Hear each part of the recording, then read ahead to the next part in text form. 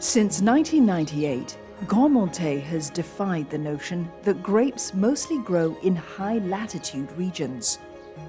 In Thailand's Khao Yai region, 3 hours away from Bangkok, grape varieties like Syrah, Cabernet Sauvignon, and Chenin Blanc grow in a tropical country.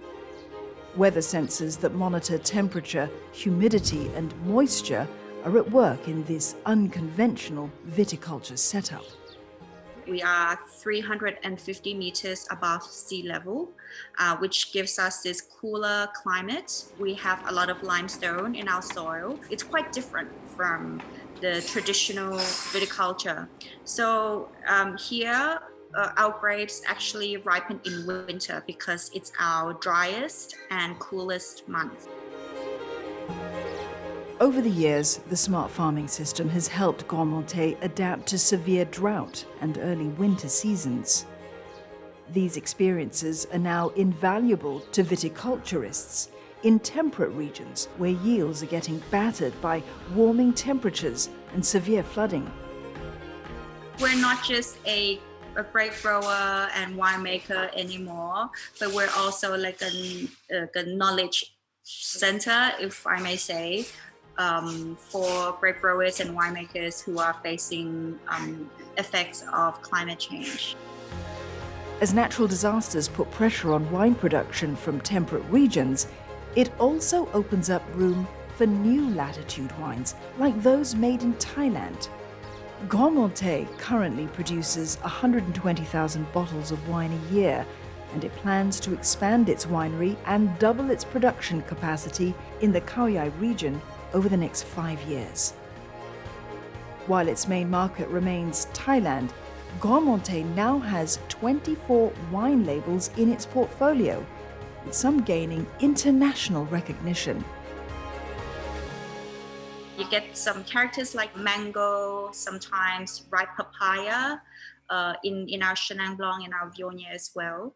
And for the reds, it's really because of our soil. We get a lot of leathery characters, a bit of earthiness. Tax in Thailand for wine is extremely high. So the price of our wine is high, but if we compare it to imported wines of the same quality, our price is still lower. Experts say opportunities abound for firms like Gourmandté that can offer solutions to climate change. About 50% of the opportunities are in coming up with completely new breakthroughs and innovations, but 50% are in about taking existing breakthroughs, but perhaps rolling them out in different parts of the world, scaling them up. Whether it's renewable energy, plant-based alternatives, or sustainable fashion, entrepreneurs can tap into overlooked markets for opportunities. You have to find what is a small and manageable segment within this broader landscape where you can start. It's an important and neglected problem, and there isn't enough competition or substitute. In the fashion industry, online apparel brand Essie is making strides towards sustainability and social impact. Since 2017, the Singaporean brand has adopted ethical practices in the design, material sourcing, and creation of its clothing line. Eventually to get to circularity and hopefully even to more regenerative practices, so we're not taxing the planet and its resources. We have small capsules which we drop like 2 to 3 designs, and they're all seasonal styles that work all year round. The fashion industry accounts for up to 10% of global carbon emissions annually. Around 70% of this comes from production of raw materials and fabrics that end up in landfills. If the industry can prioritize collaboration over competition, and if the brands and the suppliers and consumers can work more closely together, there can be more systematic change. Essie currently works with partners in Vietnam and Indonesia, where seamstresses are paid at least 20% higher than average. The brand veers away from polyester and uses organic cotton for its fabric. This means higher price points for its clothing. While the business is profitable, revenue has grown by only single digits over the past few years.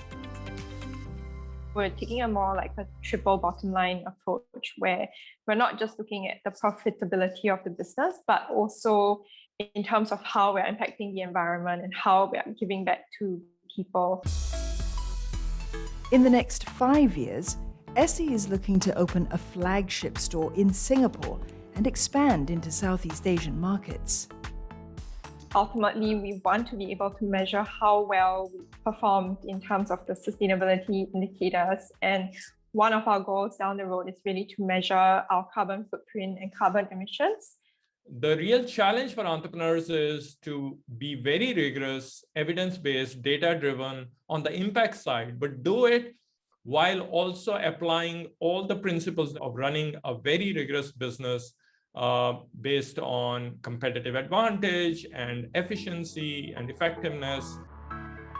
One other dilemma businesses face is in making green products and services affordable.